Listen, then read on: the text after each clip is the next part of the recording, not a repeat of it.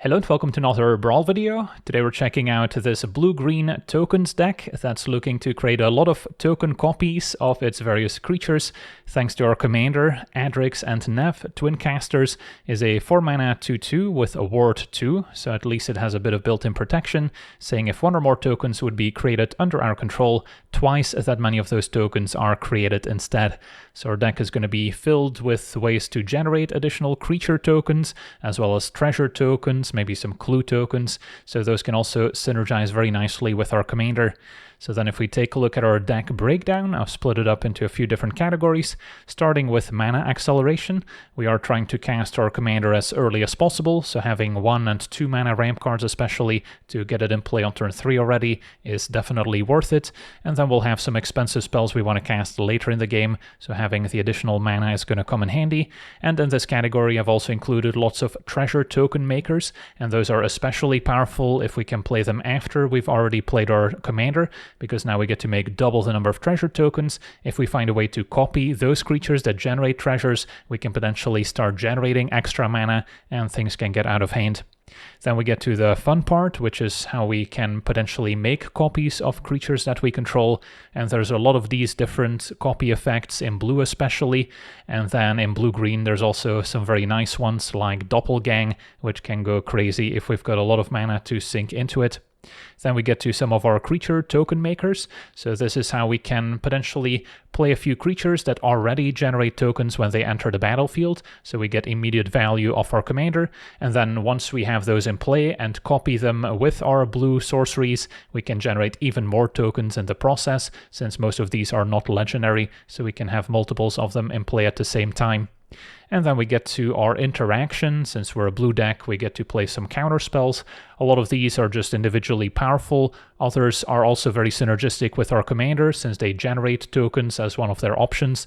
Making treasures with a spell swindle and getting it doubled by our Twincasters is very nice. And then our miscellaneous section has a few cantrips to smooth out our draws, some interaction like River's Rebuke and the very synergistic Season of Weaving can also potentially send the opponent's permanents packing, and then a Junkwinder is also very synergistic in a deck making lots of tokens. So yeah, that's our deck in a nutshell. Now for the deep dive, starting with our mana acceleration. At 1 mana there's the usual suspects, Birds of Paradise, Halfling, Elvish Mystic, Llanowar Elves, and then Utopia Sprawl as long as we have a forest to enchant. Then at 2 mana there's Explore, Farseek, Glimpse gets a forest, got Rampant Growth and the similar shared routes to get any basic lands, and then Growth Spiral can also get an extra land in play and draw a card. And then we've got the Prosperous Innkeeper, making a treasure token when it enters, in addition to gaining life when our creatures enter from now on. Also a very nice one to copy with our commander in play. And then we've got some more treasure token makers with a Jewel Thief, as well as the Tireless Provisioner with Landfall. So this is also one of the better ones to get in play alongside our commander, especially with fetch lands triggering it twice. So also a pretty nice one to copy if we get the chance. And then there's the Mutable Explorer, making a Mutavault token, so that can also help us ramp, and it's another token that can maybe get doubled by the Twincasters. Same with the Overlord of the Hauntwoods, can be impended for 3 mana, making an Everywhere token that can make a man of any color, but especially if we cast it and start attacking, we can make lots of those tokens as well. And then we've got some other ramp cards like Cultivate. And then last but not least, Awaken the Woods can sink all our mana into it to make that many Forest Dryad tokens, which can then also get doubled by our commander, even enabling a landfall in the process. And then moving on to our copy effects, there's the Cackling Counterpart, making a token that's a copy of a creature we control, can play it at instant speed, flashback for 7 mana, and the Croaking Counterpart is pretty similar, makes it into a 1/1 frog creature, and then can be flashback for just 5 mana instead. Quasi-Duplicate is also 3 mana to cast, has Jumpstart, so we can discard a card from hand to play the second time. And then the Vile Duplication's one of my favorite ones, since it makes the token not legendary, in addition to giving it flying. So this is perfect to cast on our commander, as we'll now get 2 more Twincasters, and then now if we make any tokens, they'll get doubled 3 times. So a single token turns into 8 tokens, and then we can potentially make even more copies of the non-legendary Twincasters, and that's how we can very quickly reach the token limit without needing Skewed Swarm. Then there's the Realms Sketching, also quite versatile, can also copy lands with it, so can also help us ramp. Rite of Replication can copy any creature in play, including the opponent's, and we can also kick it for 9 mana total. We now get to make 5 copies of that creature. Then there's C Double, gets better if the opponent has multiple cards in their graveyard, where we now not only get to copy a spell that's on the stack, but we also get to make a token that's a copy of target creature. Again, we can also copy the opponent's. Isika's Chariot makes a pair of cat tokens when it enters, and if we attack with it, we can target a token and make a copy of it, so that can also get out of hand with our commander in play. Then of course we get to play Parallel Lives as a similar effect to our commander, now in enchantment form, so maybe a bit harder for the opponent to remove. Apply Geometry not only copies the creature, but also puts 6 +1/+1 counters on it. There's the Symposium with a Paradigm mechanic, so now each turn we'll get to resolve this to make a token that's a copy of a creature we control. The Replication can copy any non-land permanent on our side, including our artifacts and enchantments. And then Mirror Room we can also unlock for 3 mana to make a token that's a copy of a creature we control. And then for 7 mana we can maybe start doubling our triggered abilities as well. And then Doppelgang is also very fun if we can sink a whole bunch of mana into it, making lots and lots of tokens. Then we move on to some of our token makers. Tamio lets us investigate when she attacks, so we can make additional clue tokens. There's a Nantuko, which can not only make insect tokens with landfall, but we can also maybe bestow it onto another creature and then make copies of that creature, which synergizes even more with the Twincasters. There's the Aether Channeler, which has lots of modes, including making a bird token, but this also gives us a bit of interaction, bouncing opposing non-land permanents or drawing a card, so we've got a lot of options here. Then the Salvager makes a 3/3 Golem, can also tap it to put +1 counters on our tokens and give them trample. Tendershoot Dryad is one of the better ones to follow up our commander with, as we'll get to make a Sapperling token in each upkeep, including the opponent's. So then now if we get to copy the Tendershoot, we get to make a lot of Sapperling tokens each turn cycle, in addition to giving our Sapperlings +2/+2 for each Tendershoot Dryad if we reach the City's Blessing, which is not going to be a problem. The Biogenic Ooze also makes additional Ooze tokens, in addition to giving all those Ooze creatures +1/+1 counters each turn, so that can also get out of hand. And then at 7 mana, we've got some of our curve toppers here. The Beastmaster making a 2/2 Wolf, a 3/3 Beast, and a 4/4 Beast, in addition to giving our creature tokens Death Touch, so another very nice one to copy. Same with Hornet Queen, making 4 1/1 flying insect tokens with Death Touch. And then the Titan of Industry can also help blow up artifacts and enchantments, gain life, or simply make 4/4 Rhino Warrior tokens, which we can then also double up. And then Coma Cosmos Serpent is legendary, so we can't easily make extra copies of it, but it is still very synergistic, making a 3/3 Coma's Coil token in each upkeep, including the opponent's, and we can sacrifice those to make Coma indestructible to protect it, or to tap down opposing permanents and make them lose their activated abilities for a turn.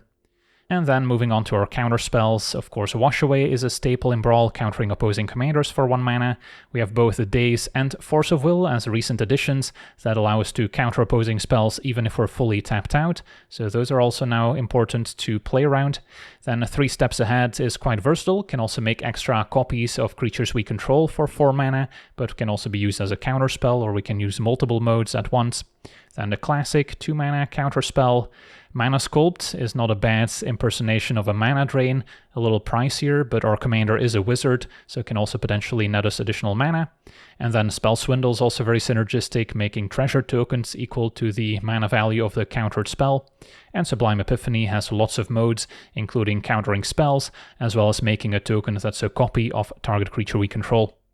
And then finally we've got some cantrips here with Brainstorm, Ponder, and Preordain to help smooth out our draws, as well as Wall of Blossoms, simply drawing a card when it enters, gives us a nice blocker early on to protect our life total, and it's still something we can potentially consider copying with our various copy effects if we don't have anything else.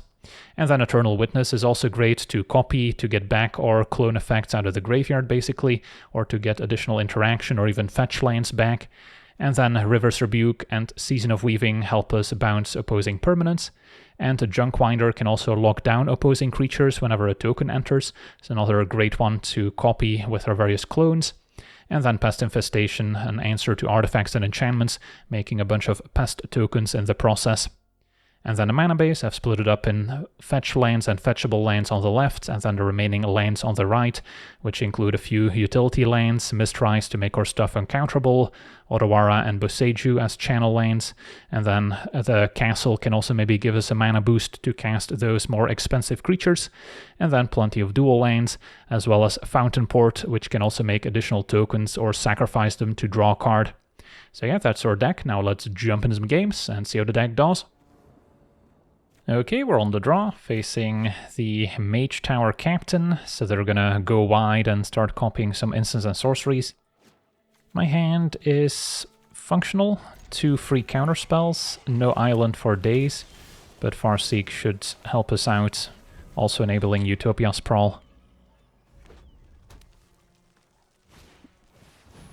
So that's gonna resolve, not gonna force it. And then can just get forests, enchant it with Utopia Sprawl, and then still Farseek.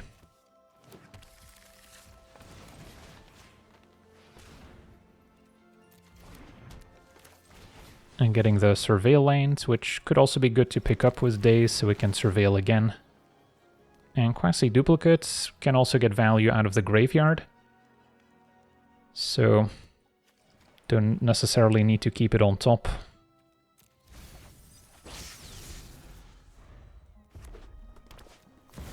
And Jani can pay for days. Still seems worth letting slide here. I will prove my worth to my But certainly a scary card that's potentially worth forcing. Now Wash Away. So I'll try the Commander with the Wash Away backup.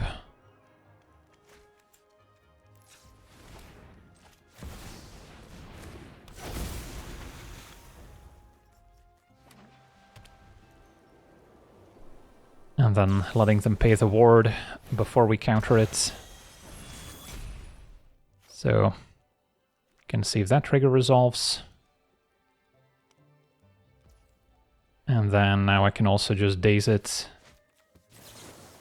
instead of having to use force. Does mean that I maybe don't get to resolve the Tender Shoot now, but that's okay.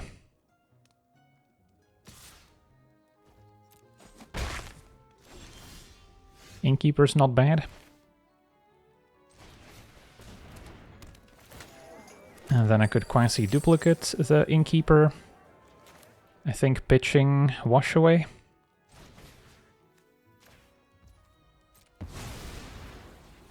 Could also maybe just discard the lands at this point, since we'll get a bunch of treasure, and then I can pitch Wash Away 2 Force of Will if I really have to. Although I can also just cast this. So maybe I don't need Force of Will anymore, because I do want to keep Right for Tender Shoot.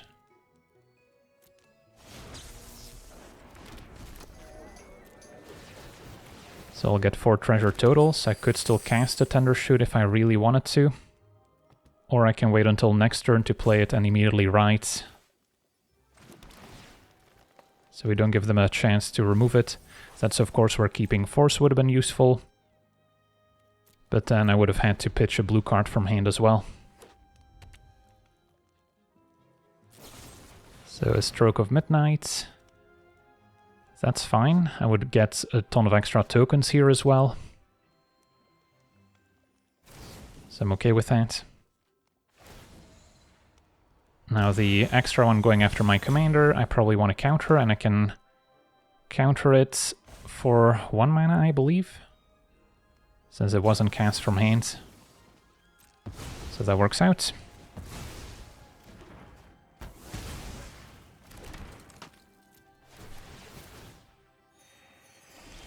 Untap, and then, yeah, I get to Tender Shoot plus Right. Waiting to play Kicked Right seems a little greedy.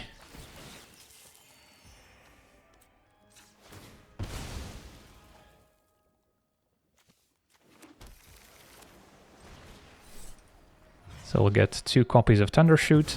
I'm sure the opponent's going to have answers to it, but at least we'll get a bunch of Sapperlings in their upkeep. And start attacking. So if my commander survives, we would get 6 tokens total. Alright, so cross my fingers that there's no board wipe.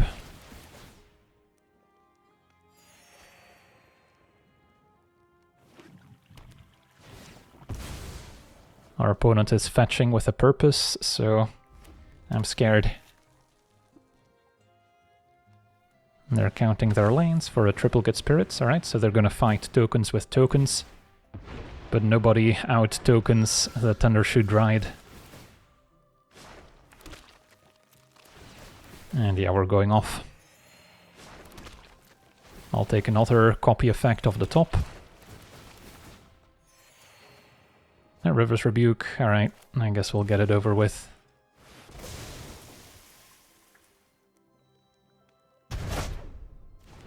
And smash.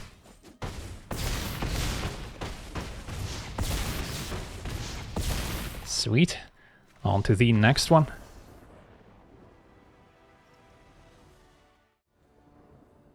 Okay, we're on the play, facing Teval, so a Sultai, a Landfall, kind of graveyard deck. Our hand's promising with some early acceleration, and especially the Vile Duplication if we can cast it with our commander in play, can get out of hand. Would have preferred a 2-mana ramp card here over 3-mana Cultivate, but can't have it all. And a Mutable Explorer is probably good enough as a decent follow-up to the Twincasters. So we can once again fetch, get a tapped Breeding Pool this time. Hopefully our opponent's not loaded with interaction. Sweepers especially are going to be tough to beat. But I really just want to see the duplication in action, to be fair. I'm okay if I lose this game, as long as we get to cast this and see lots of Twincasters in play. So a turn 2 Flare of Cultivation, similar to a Cultivate.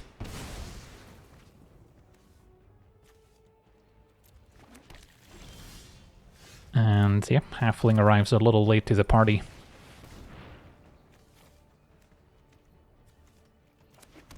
But we can play it alongside the Twincasters next turn.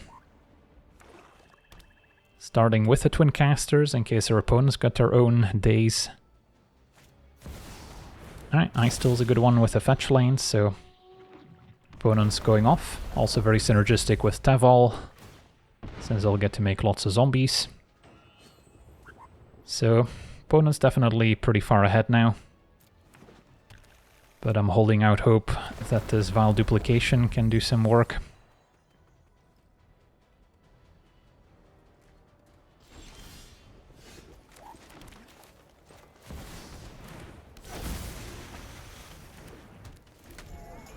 So we'll see what happens. Probably see Teval. Still hoping to draw lane, so I can go Vile Duplication into, let's say, Mutable Explorer. Haral can get something back. Or keep surveilling. They're gonna make me discard. Quasi-Duplicate we can still jumpstart, so that's the least committal card I can get rid of. And our opponent reanimating Arden. Yeah, that's a pretty nice play. So they also discarded themselves with Ral, which is what they were really looking for. Now, luckily, there's no creatures in my graveyard, and they can only get back Elvish Mystic. But they're gonna keep milling with Ice Still to maybe find something more exciting. And they get a few more looks here with the fetch lanes. Okay, still no better creature than Elvish Mystic. And that's another land. Okay, so we aren't gonna get completely blown out by Arden. Still a 5/5.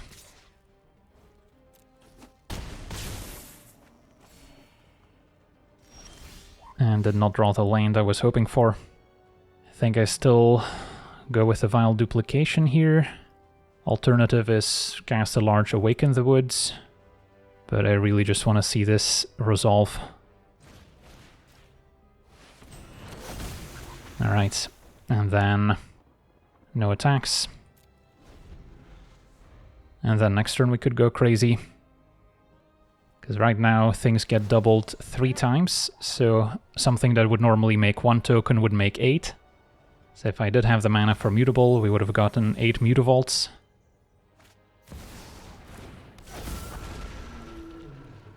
Opponent did mill the Black Overlord in the meantime, so that's a nice one to get back with Arden.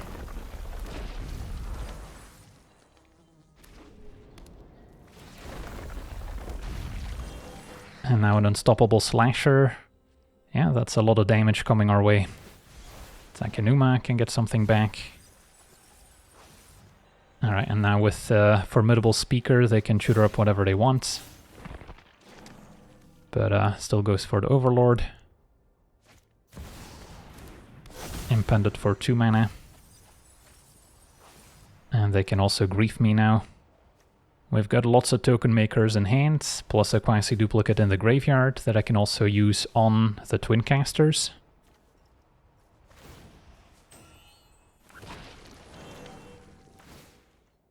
Arden triggers. Goes for the white of the Reliquary, which also still gets pumped for each creature in the graveyard, so it's an 8/8. So, can I take 13? I guess I don't really have a choice. Fall to 3. Untap, find a land. Opponent does have double blue up for a potential counterspell. Think I go quasi-duplicate. And then I can still Mutable Explore. Could also go Parallel Lives into quasi-duplicate, but then that's pretty poor if they just counter the clone effect. So we'll start here, pitching the Parallel Lives at this point. Alright, so we get 8 of those. And then now try Mutable Explore.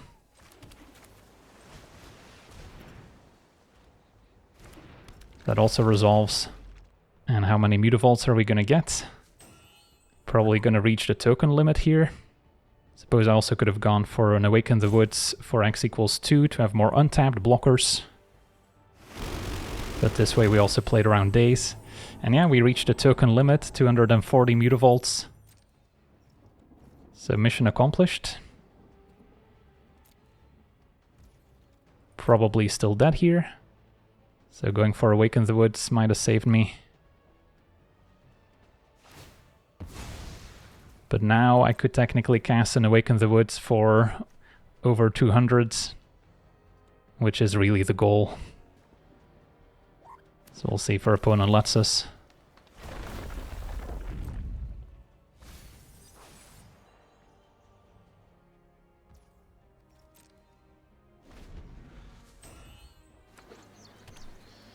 If they don't kill me, I could also just animate over 100 Mutavaults to attack for lethal.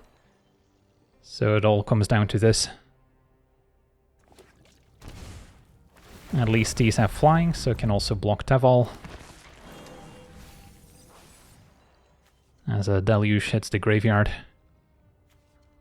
Anything more exciting here? Still grief. Consult goes digging. With her opponent controlling 12 lanes. Now we've got a few more. So yeah, all thanks to the Vile Duplication, allowing us to make a non-legendary copy of the Twincasters, in turn letting us make even more. So that's all I wanted to see. Can our opponent hit us with a Crater Hoof? They could have used Brawl to get back the Formidable Speaker, to in turn get a Crater Hoof. If they have one in the deck, which I assume they do. So we'll see what happens. A white for Urborg, a mill with Ice Still.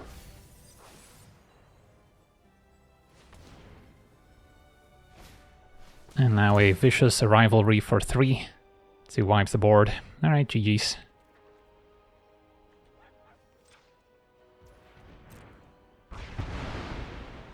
Ooh, never mind. Opponent did not wipe away my 4-drops. Yeah, I thought they would be wiping the board, but of course it's mana value instead of power and toughness. It's not quite Toxic Deluge. So maybe I'm still alive? Deathright is scary when we're at 3 life, but it's not activating right now. And a Cavalier can take out 1 creature.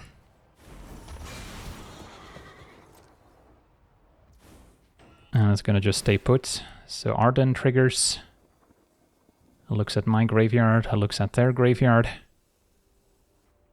And gets an unstoppable slasher, definitely has to be blocked. And Teval triggers. So we gotta line up some blocks.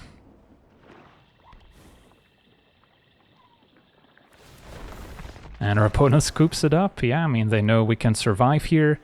And then next turn we can just fire off about 100 Mutavaults to get the job done. Awesome, on to the next one. Okay, we're on the draw, facing Birgi, basically a red storm deck. Daze could be useful, lacking some ramp. So, yeah, I'll give it a shot. Most of my mana creatures would likely get burnt anyway. Symposium's a little pricey, without any ramp to get to 6 mana. Maybe it's too ambitious.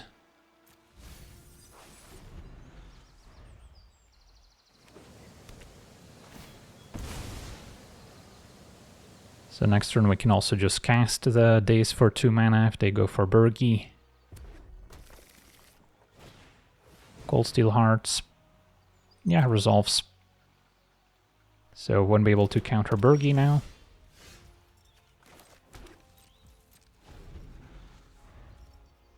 But I also don't want to set myself back a turn.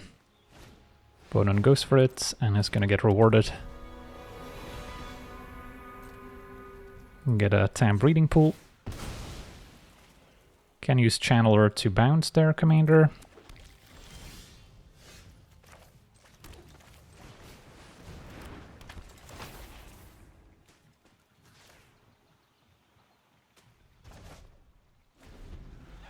And then maybe we copy it to do the same, or I can first deploy my commander, or maybe the parallel lives. Archer, make a red. Again, could have dazed, but I don't think it's worth it.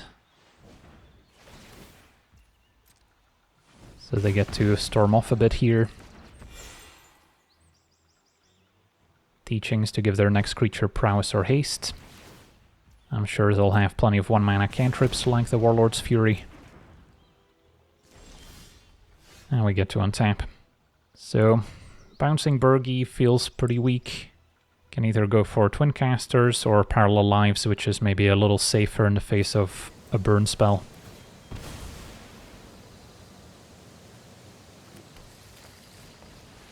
Still have Daze available, just in case. And now copying Channeler with Parallel Lives is a bit more appealing. And looting resolves. Now we can Daze and then counterspell even though Birgi's extra mana trigger is on the stack. But of course only if they fully tap out in the first place. So our opponent is cycling through the deck, pinging me with the Archer, but they still need a big payoff here. A robbery, once again discard draw.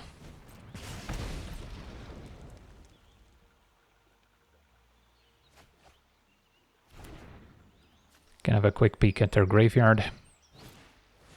Electrostatic field, another way to ping us each time. Not too scary with prowess. And then Witch's Mark will resolve since they can pay for days.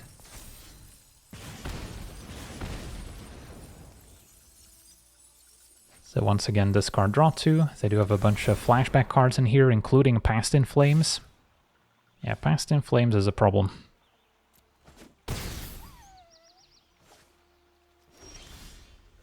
So, need to make something happen. I guess Rite of Replication. Bit more mana efficient than Quasi-Duplicate, unless we want to just keep up a 2-mana Daze, which is also reasonable.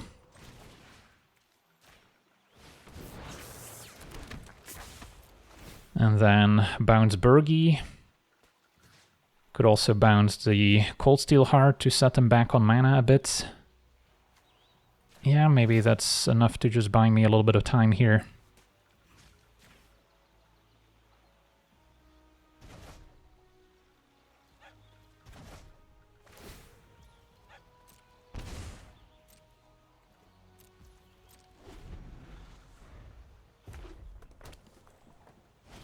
Birgi's back. So is Cold Steel Hearts.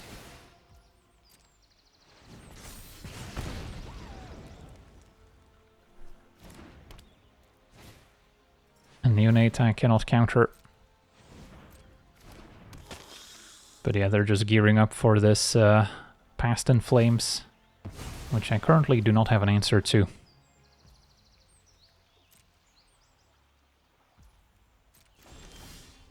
Coma, not quite good enough here. So I can jumpstart the quasi-duplicate to run it back. Would have loved to have my commander in play for this. Yeah, I mean, if they go for Birgi, maybe I can get away with just bouncing Birgi in the hopes that they play Birgi and then tap out for a flashback Past in Flames. But they may not. Yeah, let's just Rite of Replication.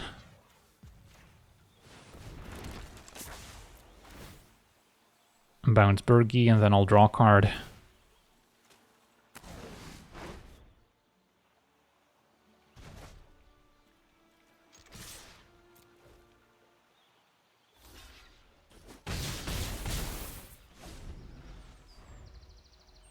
So if we go Birgi, play a land, flashback Past in Flames, that's when Daze could still come in handy. But they might wait to have more mana available. Yep. So that'll give them a Seething Song for next turn. Or they can go for it now. So, do I want to counter this? If Seething Song resolves, they'll be able to Past in Flames with an extra mana, so yeah, I guess I actually do a Daze here. So then that'll stop the rest of their turn at least. I'm down to 8. But next turn Past in Flames is looking very deadly. Force of Will, okay, that's a counterspell for it. So now I could play my commander, jumpstart discarding Tender Shoot, and then still have Force pitching Coma available.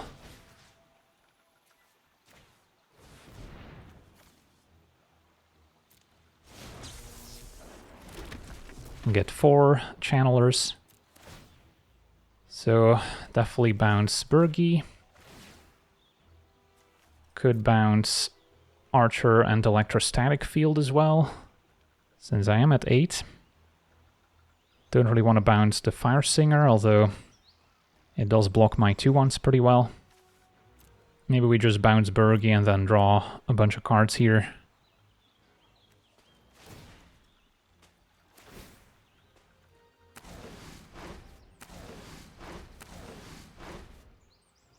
So I haven't found another blue card to pitch to Force of Will. All out attack seems warranted.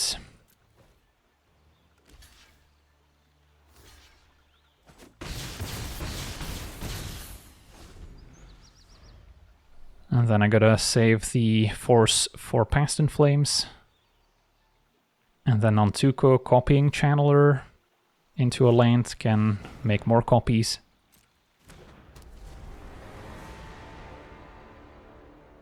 Because yeah, it would be dead to Past in Flames, recasting all those 1-mana cantrips otherwise. Yep, there it is. This will also cost me 1 life, not irrelevant.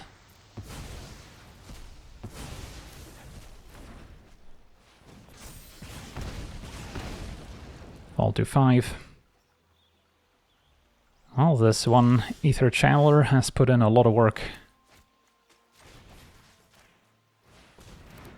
Bestow, play a land, pay to make a copy. Our opponent knows we can just bounce all their creatures and attack for lethal. Glimpse also maybe triggering a landfall a second time. Sweet, on to the next one. Okay, we're on the play, facing Quintorius, so a spirit kind of control token deck. Our hand is reasonable, wash away, good answer to Quintorius, explore for ramp. Can expect our opponent to have a few board wipes as well, so then doubling all my creature tokens is not the best plan. And we can start by surveilling.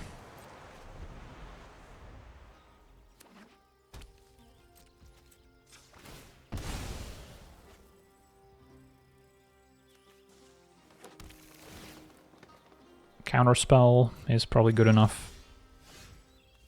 So go to Forest and an Island, so both Mistrise and Castle enter untapped. So do I fight over a 2-mana ramp card here? Because if I want to tap out for Mutable, I would not have a counterspell for Quintorius otherwise. The Ooze is fine, so we can let that slide.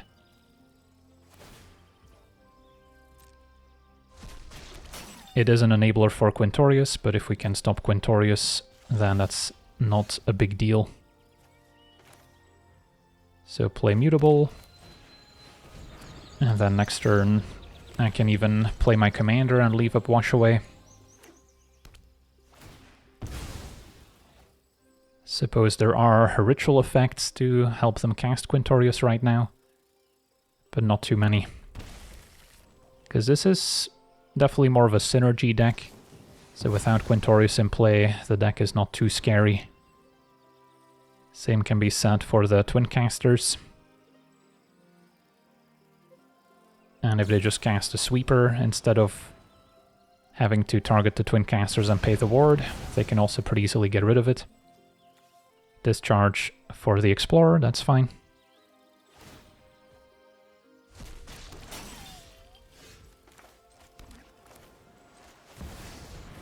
So I do not have any ways to make copies of creatures in play, but thanks to the castle, we're close to just casting the Hornet Queen here. But again, if our opponent just has a sweeper, that would not necessarily be the best play. So I have to imagine they try Quintorius. No, opponent's got a Lithomanthic Barrage, cannot be countered. So that's the perfect answer to the Twincasters, since they don't even have to pay the ward. Yeah, surprised they're finding room for this in the main deck, since it is kind of a sideboard card usually. Opponents maybe not sure if they have to pay the ward, and yeah, they correctly figured out that they don't. Twincasters back to the command zone, Ghost Vacuum resolves. And a Tomb Trawler. Okay, more ways to enable Quintorius, but doesn't really do anything by itself. So yeah, this is gonna be a game where everything's gonna get answered, pretty much. Can't afford to tap out for the Twincasters. And Hornet Queen's also a bit risky. Maybe next turn I can Hornet Queen with Wash Away backup. Opponent goes for Quintorius. In that case, I might prefer hanging on to the counter spell, since it'll be cheaper for normal spells.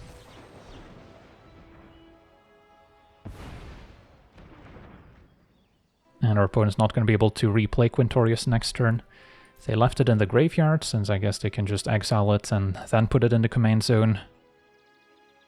Okay. Take my turn. So then now maybe I do play the Twincasters first.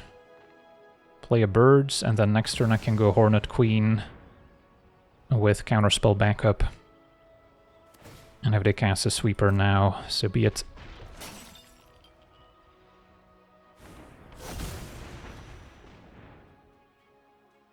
They would also lose their own Trawler.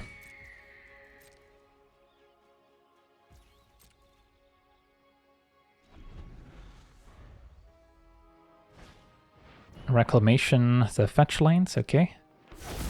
Luckily Reclamation cannot target Quintorius. But that is a way of ramping. And a Signet. Possible they have different ways of returning Quintorius. But most of these effects look at mana value 3 or less. Same with the Sun Titan. So yeah, opponent's just gonna exile it with Ooze. and now send it to the command zone. So we've got a window to Hornet Queen with counterspell backup.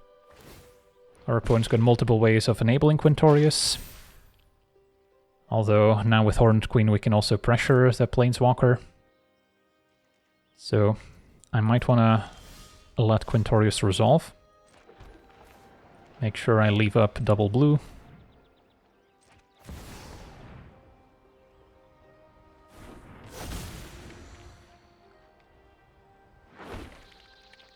And pass a turn.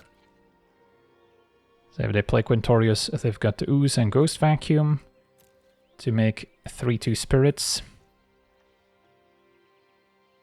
I think that's fine. Might see a sweeper first anyway. Yep.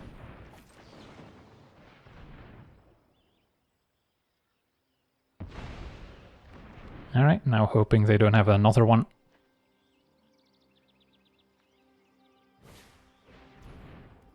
Suppose I can also Otawara my own Hornet Queen to bounce it back.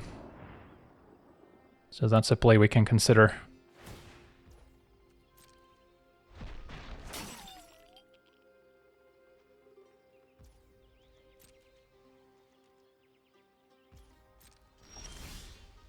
For now, animate Mutavaults.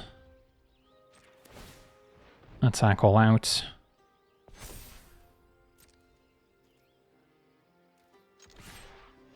Can still cultivate and leave up Otawara.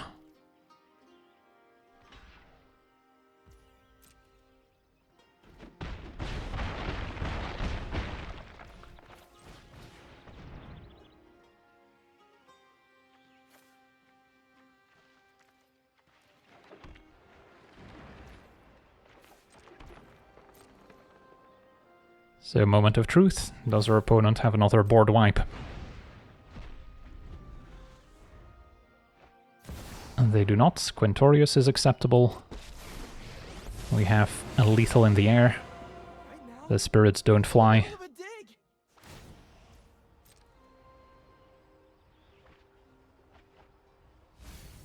Flash would be a good one if they can escape it, but that's not happening right now. They do have 2 cards in hand, 2 mana. I guess something like a Lightning Helix could maybe save them. Our opponent's gonna try and path the Hornet Queen. I think we still have lethal if I bounce it here. But just in case, can send it back to hand. They're down to 1 mana. Use a mutagen, so coast is clear. And with only 1 card in hand, I don't have to worry about Solitude. So can't think of anything that goes wrong here.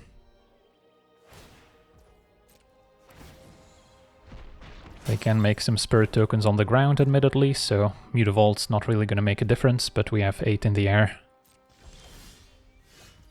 Alright. All going face. And there we go, sweet. On to the next one.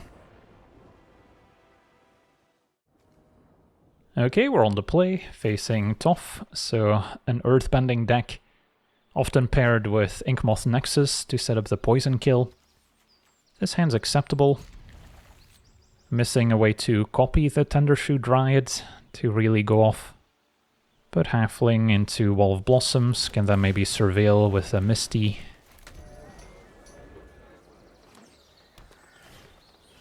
And yeah, Expedition Map can find the Inkmoth Nexus. So I currently do not have any flying or reach to help out. Did find the Quasi-Duplicate, so we can curve Twincasters into Tendershoot into Quasi-Duplicate.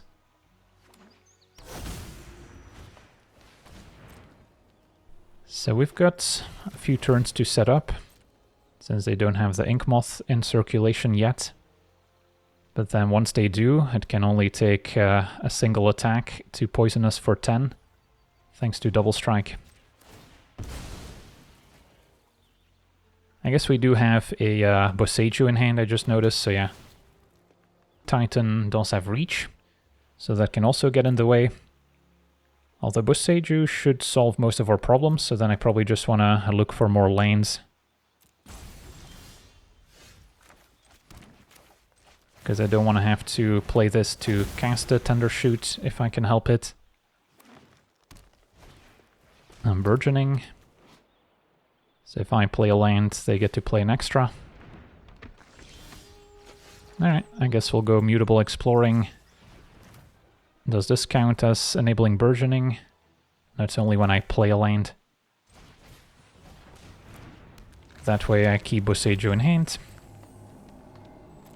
And then next turn we can try the Tender Shoot. They had an Inkmoth in hand all along, as it turns out, so they didn't have to use Expedition Map. Now they can Earthbend onto it. Do I want to blow it up now before it's a creature, in case they can protect it? I guess that makes sense.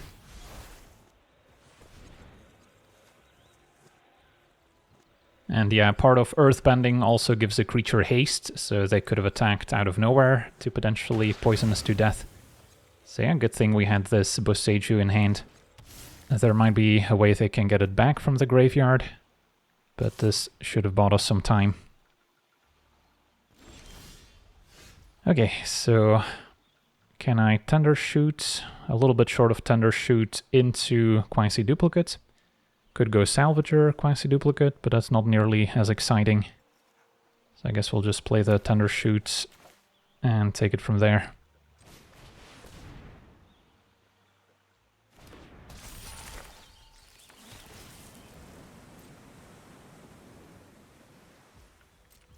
And then the Mutable Explorer also gets pumped, since it's technically a Sapperling. But I'll just play defense.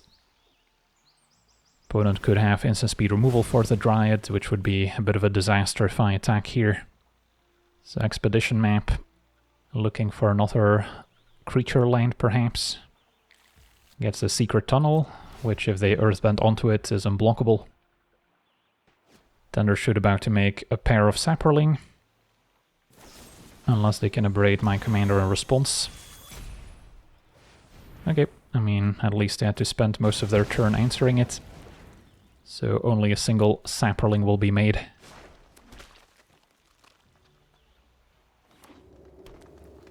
The wall can block Toph, so we don't send it back to the command zone, which they might want. And a solid ground. Okay, so additional +1 counters going forward. Can Earthbend onto the Secret Tunnel. So yeah, that's got double strike, so the race is on. Now Mutavault also gets pumped by Tender Shoot Dryad, so we may not be far from presenting lethal. If these attack as 4/4s, I can copy the Tender Shoot right now, and then all Sapperlings get +4/+4, so this is a pair of 6/6 creatures that can both be animated. So then 12 plus another 12, since a Sapperling and Mutable Explorer also get pumped once again, would put my opponent to 1 life. So it's not quite lethal, but yeah, this still seems like the best play I can make.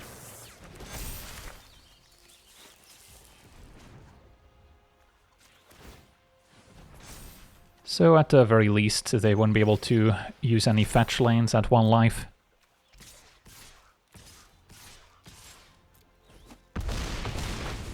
And our opponent scoops it up. I'll take it. On to the next one.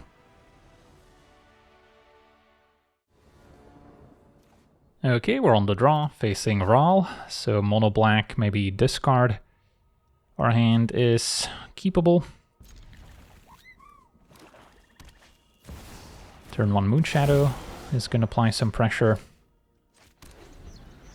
Turn 2 we can explore, and then hope the Twincasters can stick around.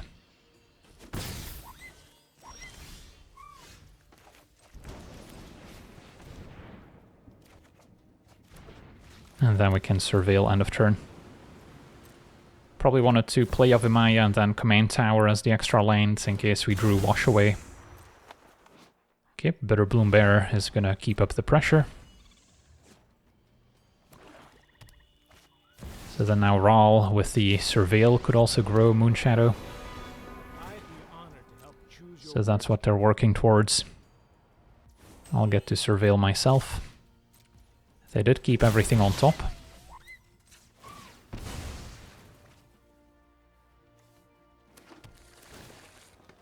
And Tamio isn't bad.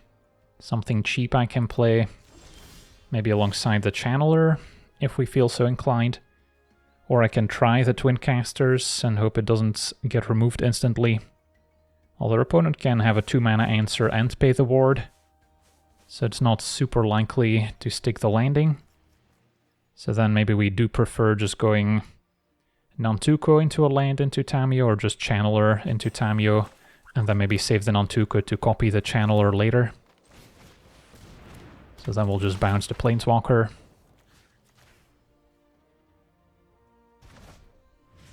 And play Tamiyo.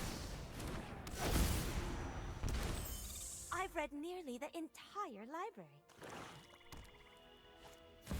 And Davriel is next.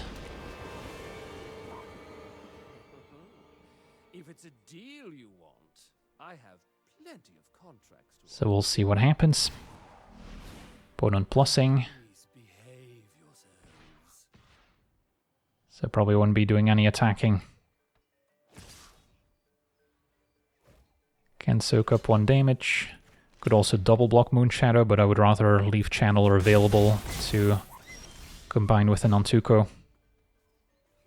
So yeah, don't hate Bestow, Channeler. Play a land. Pay to make a copy. And then I can just bounce Davriel.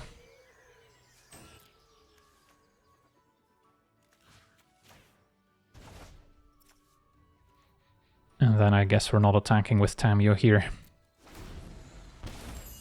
So then next turn what I could do is play the Twincasters, play a land, and then pay to make another copy of Channeler, Well, clearly I'm which would get copied twice, but maybe Davriel will take it out here, because it is kind of a scripted play that our opponent can prevent.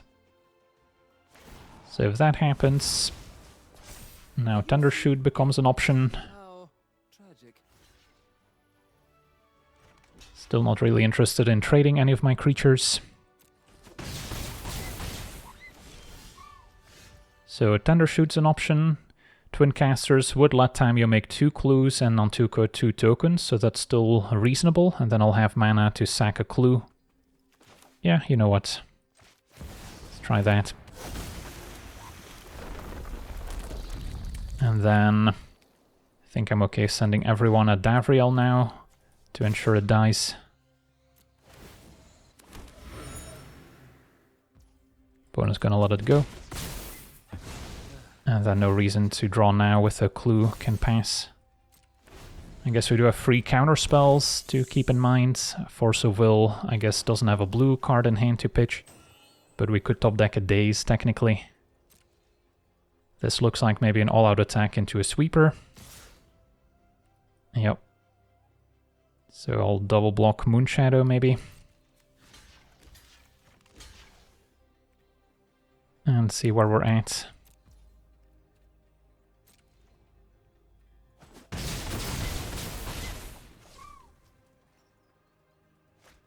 Yep. Okay, let's draw now maybe. Damnation happens. Back to the command zone. Well, at least we didn't overextend too much into it. So we could replay the Twincasters. And then next turn kind of go off with Thundershoot into Counterpart. Don't hate that idea.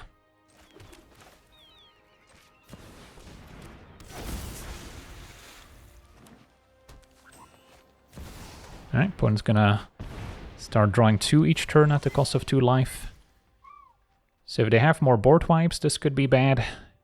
But I think I have to try this. Thundershoot into Croaking Counterpart. Don't have to fetch because of Yavimaya.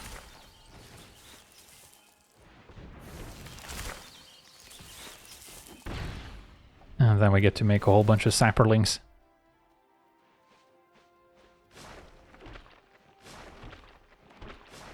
So if they don't have a sweeper, they could be facing lethal here.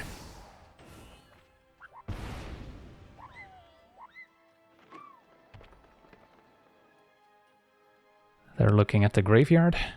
Is this a Delve spell, perhaps? Brawl is fine. Gonna surveil, so they're digging. 2 lands are gone.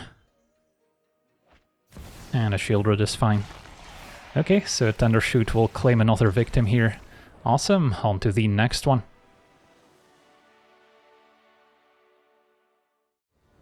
Okay, we're on the play, facing Etali, a red-green ramp. So, yeah, opponent's gonna get a scary commander in play quickly. We gotta hope to overpower it with our synergies. This hand would have been great if we had green for rampant growth and shared roots. As is, I don't think I can keep. This is decent. Force of Will, also a nice answer to Etali. Although will require us to keep a blue card in hand, most likely. Now probably just go for the wall.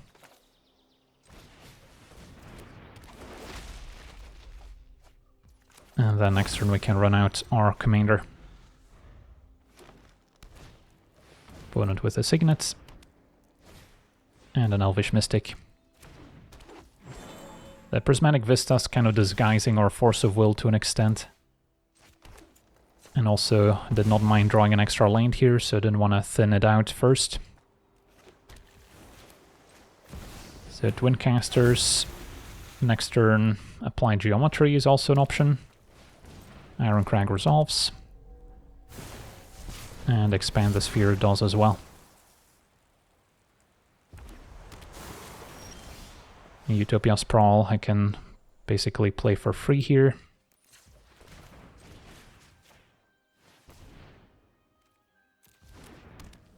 So options include Witness, get back fetch lands, or Explore for starters. I think I keep Channeler to pitch to Force, and then Apply Geometry. Can just go on the wall to draw a few cards. It's a little awkward that it has Defenders, so it wouldn't be able to attack. Could also do it on the birds. Or we can wait to do it on the Witness. And then for now, Witness, get back fetch land, since I haven't played land yet. And then I get to Explore. And then I can also maybe Witness back the Force of Will.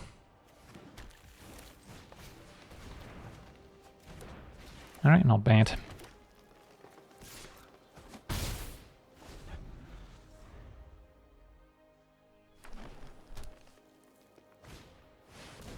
So I'm gonna say no to that.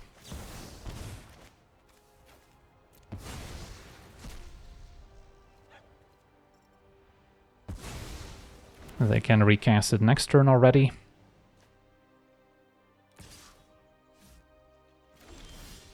And would have loved to draw a blue card. So yeah, I guess we try the Apply Geometry on Witness. And then, if I'm not mistaken, we should actually be able to return the Apply Geometry we just cast with the Eternal Witness trigger from the extra copies. Which means we can now just keep looping the Apply Geometry over and over, making extra 6/6 Eternal Witnesses. Now if I want to cast a Force of Will, since there's no second blue card in circulation, I will have to pitch and exile the Apply Geometry. But yeah, in the meantime we'll get a bunch of 6/6 Eternal Witnesses, which can hopefully cross the finish line. So yeah, we get to see this Twincaster copy clone deck in action. And yeah, it's pretty fun if you get to make lots and lots of copies of the same creature, especially if that creature then also generates additional creature tokens that we get to double. The deck is of course vulnerable to board wipes. The commander doesn't provide immediate value when we cast it, so the Ward 2 is the only thing making it somewhat playable, but this is definitely not the most competitive deck out there. But if you just want to make lots of copies, this is not a bad way to do it. So yeah, that's going to do it for today's gameplay. I want to thank you for watching, hope you enjoyed, and as always, have a nice day.